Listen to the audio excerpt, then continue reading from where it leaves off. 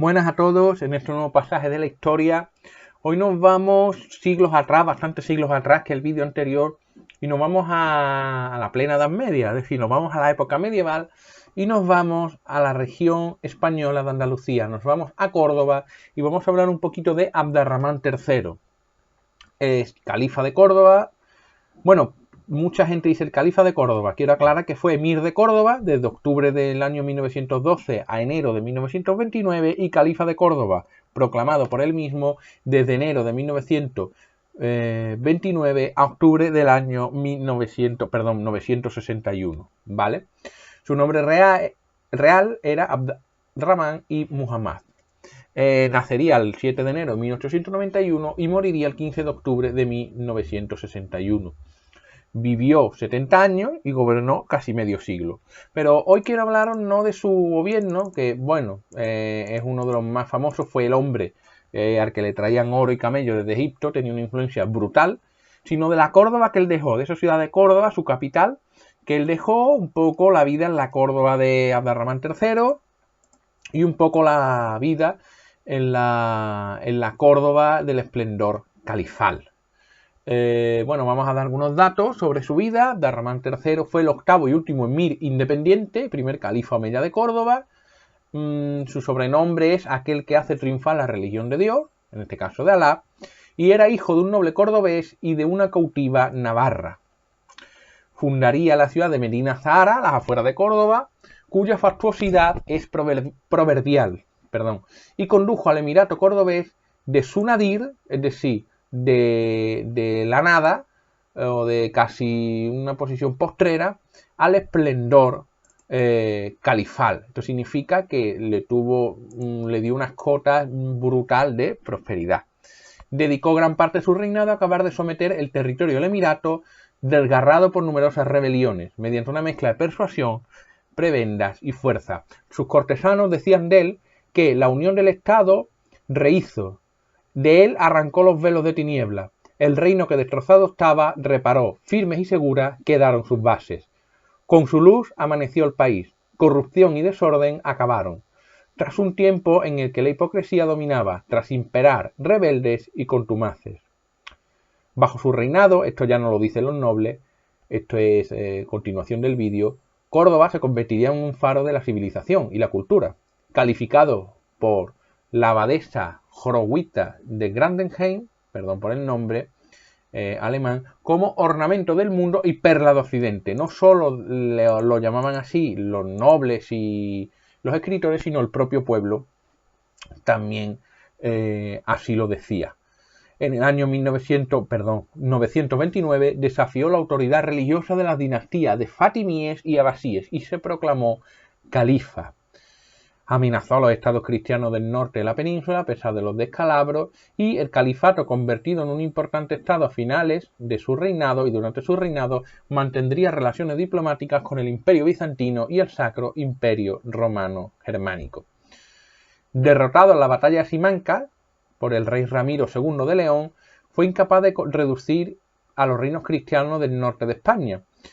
Sin embargo, su muerte dejó un poderoso califato forjado por la fuerza de las armas, uno de los estados más poderosos del occidente europeo, que sin embargo se derrumbó en poco más de medio siglo por las ambiciones y por las guerras civiles.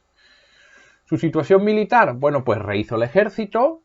Abd-ar-Rahmán III, cabe decir, que reforzó extraordinariamente los pilares de las tropas de tierra, es decir, de los mercenarios de origen bereber, traídos desde diferentes partes del reino, desde fuera de la península, los organizó mantuvo el sistema tribal de regimientos sirios llamado Yum y se apoyó claramente en unidades mercenarias que no le daban tantos problemas y por un puñado de oro combatían y no pedían tierra, bueno, pedían tierra pero no causaban tantos problemas como los propios árabes del lugar.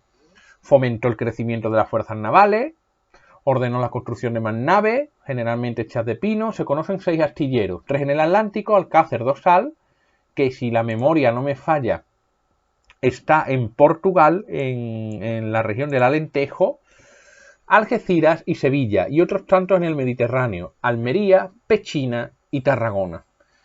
La armada cordobesa debía proteger las costas y cortar toda ayuda posible a piratas y rebeldes como los de Ibn Hassún, el hombre del que ya hablaremos y que provocó una rebelión que duró décadas contra los ejércitos califales y emirales.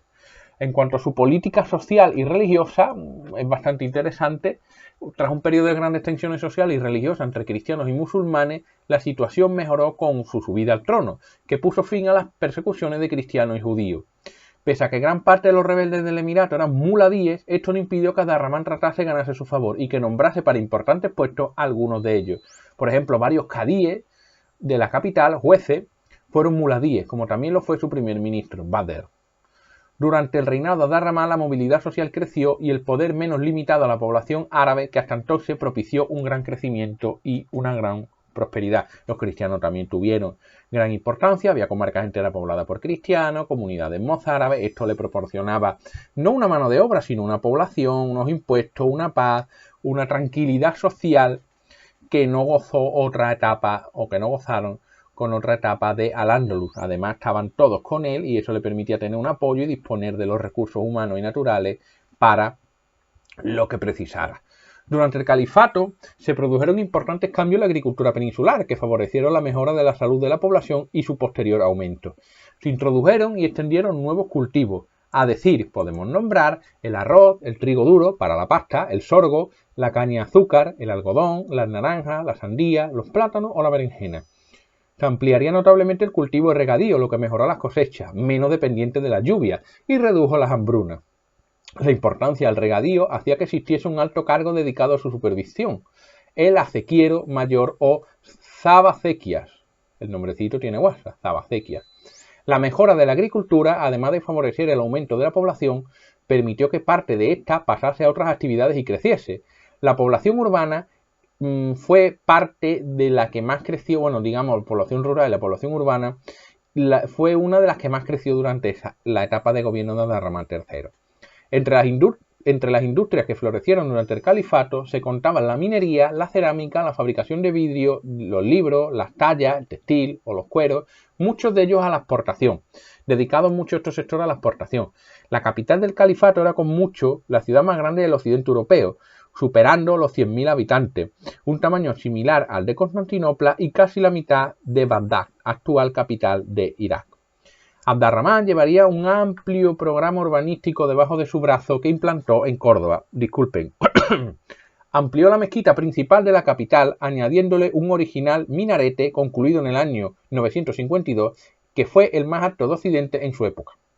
Remozó y arregló la fachada que daba al patio en el año 958 y abrió una puerta a la muralla, consecuencia de la mayor seguridad por el aplastamiento y vencimiento de las rebeliones.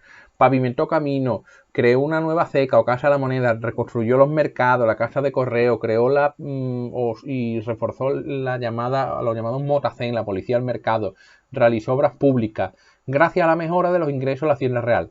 La ampliación de la mezquita mayor se inició justo el año de su fallecimiento, en el año 961. En marzo del año 941 inauguró un canal que traía agua desde Sierra Morena para regar los jardines del Alcázar de la Noria, al oeste de Córdoba. Su obra más destacada fue, no obstante, el complejo palaciego Medina Zahara, erigido a las afueras de la capital a partir del año 936, de gran lujo, quedaría destruido por desgracia durante la fitna o guerra civil de comienzo del siglo XI, en el año 1010. Este lugar se convirtió no solo en la residencia del califa, sino también en sede de la administración pública que se instaló en él. Se podían ver guardias, funcionarios diplomáticos pululando por sus pasillos y esperando ansiosamente, aunque no siempre con un buen resultado, que el califa lo recibiera.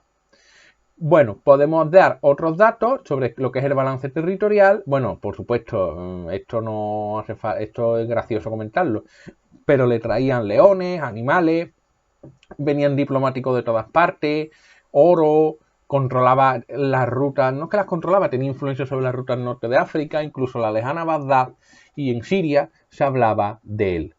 Hemos hablado de lo que son las atarazanas, reforzó el control del estrecho de Gibraltar, levantaría el castillo de Tarifa, fortificó la bahía de Algeciras y se protegió de amenazas tanto interiores como exteriores.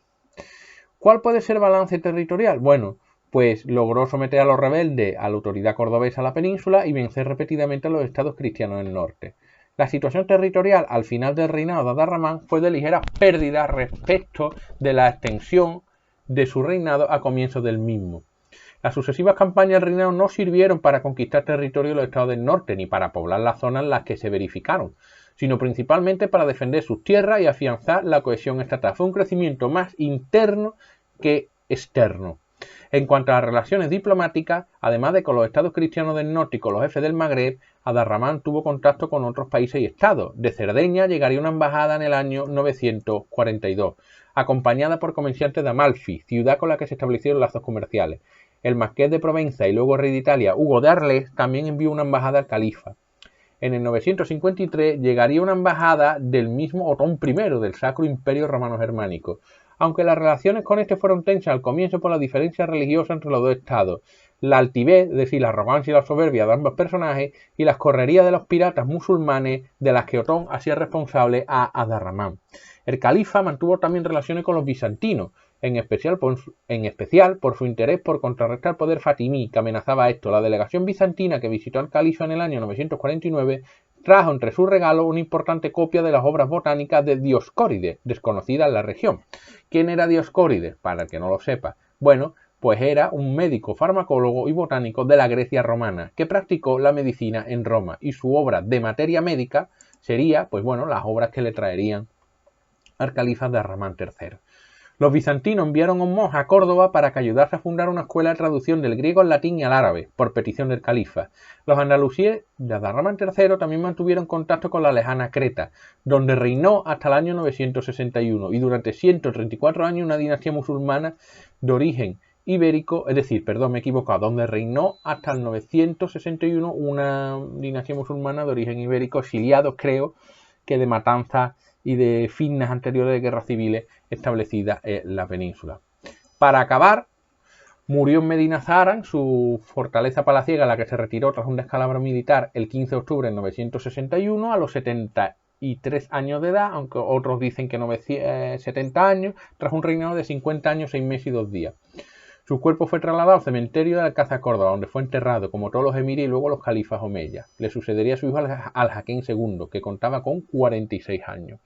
Su principal logro fue la unificación y pacificación de los territorios andalusíes, hacer de Córdoba el centro del mundo, esa Córdoba que por cierto tenía talleres de maquillaje, de dentífrico, de peluquería, cientos de mezquitas, cientos de baños. Era una ciudad envidiable. Lo es ahora y lo fue antes, ¿vale? Para que los cordobeses no se enfaden. Fue una de las mejores ciudades del mundo en su época y sigue siendo a día de hoy, que por cierto tiene 4 monumentos patrimonio de la humanidad, 4 sitios patrimonio de la humanidad. Es la única por encima de Roma. ¿Qué logro? Bueno, pues hacer de Córdoba esa capital. He dicho antes que superaba los 100.000 habitantes. Otras fuentes hablan entre 150.000 y 200.000. Entre algunos datos, pues bueno, había 300.000 viviendas, 80.000 tiendas, baños públicos, 1.600 mezquitas y por supuesto era la ciudad más poblada de Europa. El califa Abd-ar-Rahman III fue un gran impulsor de la cultura. Dotó a Córdoba con cerca de 70 bibliotecas. Fundó una universidad, una escuela de medicina y otra traductora del griego y del hebreo al árabe. Del hebreo al árabe, es decir, del idioma israelita al árabe, y quizás ese monje que llegó a Córdoba tuvo algo que ver. La ampliación de la mezquita de Córdoba, y ordenó construir la extraordinaria ciudad palatina de Medina Azahara, la cual está a unos, he dicho 10 kilómetros, está a unos 8 kilómetros, y se levantaría entre los años 936 y 940. No sé el descalabro militar que tuvo para conseguir, para construir esta ciudad, pero creo que pudo ser la batalla de Simancas, si no me acuerdo. Pero vamos, fue un descalabro militar y se fue, y es visitable, ¿vale? Podéis verla porque es maravillosa. Bueno, pues aquí acaba este vídeo. Aquí acaba este pequeño podcast sobre Abd-ar-Rahman III. Volveremos a hablar de él, pero bueno, quería hablaros un poco de su obra, de su vida, y en los próximos vídeos pues intentaremos que se trate de nuevo este tema, porque la verdad que merece mucho la pena y es una de las etapas más brillantes de la historia peninsular, en este caso protagonizada por los árabes al mando del emir y posterior califa Abd-ar-Rahman III. Cuídense, comentarios e ideas en el cajetín de abajo del vídeo y hasta la próxima. Sean felices y no olviden de leer, de viajar y de cultivarse.